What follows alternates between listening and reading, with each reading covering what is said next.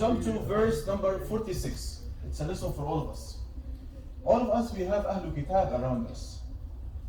And Allah subhanahu wa ta'ala teaches us in this verse, وَلَا تُجَادِلُوا أَهْلَ الْكِتَابِ إِلَّا بِالَّتِي هِيَ أَحْسَنُ. Don't argue with the people of the book except in a good way. Because some of us, when we start to talk to them, start talking to them, you are fasiq, you are kafir, you are in the fire. Don't talk this way. Nobody likes to label him to the fire for the first time, even if that's what you believe. But try to talk to them in a nice way. Okay? جدال حتى إن الله سبحانه وتعالى guided us to say to them وَقُولُوا آمَنَّا, we believe بِالَّذِي أُنزِلَ إِلَيْنَا, what have been revealed to us, and they revealed to you. Try to build the bridges here. آمَنَّا بِالَّذِي أُنزِلَ إِلَيْنَا وَإِلَٰهُكُمْ وَإِلَٰهُنَا, our God, and your God is one. Huh? Even if they say, oh, we worship the God, but you say worship Allah. Allah is God. Let's come to a common base, which is that's what we say to them, subhanAllah, we talk to them. I believe in the one who created everything, that he is my Lord. Do you believe in him? He says, yes. This is for me, this is God. And this for me, Allah. Simply, we got like bridge to talk from there. Then you can explain to him that this God doesn't need a son, he doesn't need a wife, and so on. Okay? So وَقُولُوا آمَنَّا بِالَّذِي أُنزِلَ إِلَيْنَا وَأَنزَلَ إِلَيْكُمْ وَإِلَٰهُنَا وَإِلَٰهُكُمْ وَنَحْنُ لَهُ مُسْلِمُونَ. Look how the Quran says you threw it to him. Our God and your God is one, not three. No son, no wife. Okay? And this smart way of da'wah, subhanAllah. I remember I was giving a lecture in a synagogue, and one of the rabbis, he told me the concept of the Jews and Christians in your book is Ahlul Kitab. Can you find me a verse mentioning Ahlul Kitab? Do you know Ahlul Kitab in the Quran in many verses? It's so easy to find, but condemned. Yeah, they are condemned, and we believe in that. But I wanted to find a verse that softens their heart, to bring their heart. I couldn't find except this verse. And subhanAllah, this verse led us to another miracle that was in their book.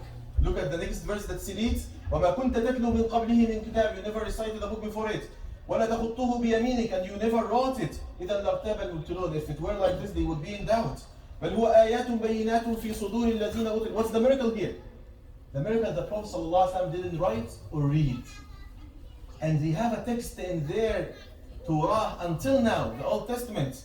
Okay? And when he gives the book to the one who couldn't read, and he says to him, Ahmed, read, and he says, I can't read. Yeah, I'm illiterate, yes? So this is a text that until now they have in Deuteronomy. It's in Deuteronomy, I remember it's in Deuteronomy. Try to read it, inshallah. But subhanAllah, this fits like a glove what we have in Quran. Where in Quran, اقرأ بِسْمِ رَبِّكَ الَّذِي خَلَقَ. Yes. So this is a miracle to have a prophet who couldn't read or write, and he comes with this such eloquent Quran. Back to this, when you argue with them, you are requested to be polite, to argue in a nice way, with the purpose that both of you, that you want guidance from him. One of the good points I mentioned, when you talk to, when some of them come sometimes to our doors and knock on the door and try to invite me to their religion. The first thing I would say to them, first I want to thank you for your efforts. And I want to thank you that you care about me. Once you came to my door, that means you care about me. But let's discuss. And alhamdulillah, many of us who discussed with them, they regret that they discussed. Yeah, alhamdulillah. Because subhanAllah, this is our deen. Inna deen 'inda Allah Islam. Our religion doesn't need some people to carry it. It goes straight to the hearts. There is a book called في محكمة التاريخ. The author mentioned Abdul Wadud Majid or something like that. He mentioned a story. He said, when I was in South Africa, the preachers, they kept for years inviting people. Then after that, after they take the money and spend the money, they go back to Islam again.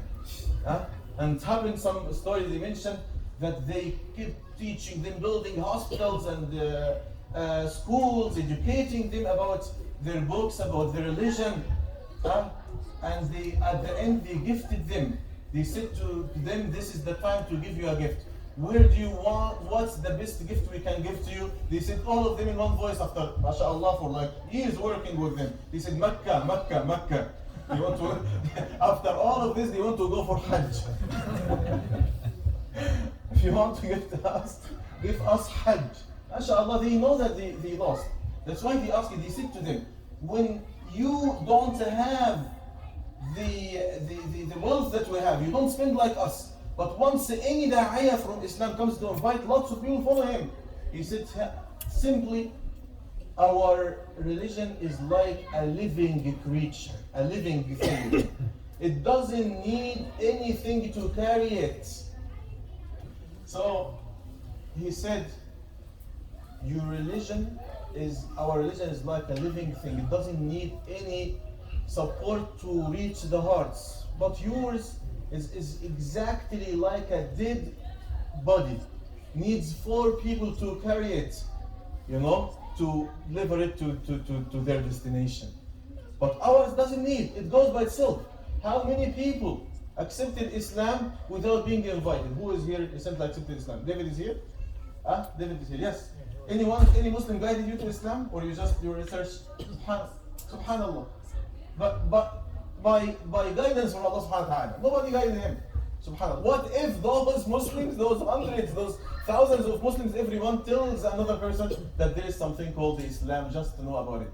Once he knows, it gets inside the heart.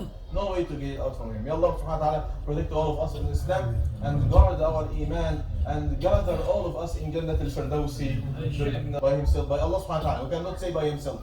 By Allah. Allah subhanahu wa ta'ala chose those people. In New York, another brother, he said, I want to be Muhammadan. What's Muhammadan? He just, that's what he said. He said that he saw Prophet Isa alayhi salam, Jesus, in his dream, and he said to him, I'm lost. What's the best way? He said, go and be Muhammadan. He never heard about the word Islam.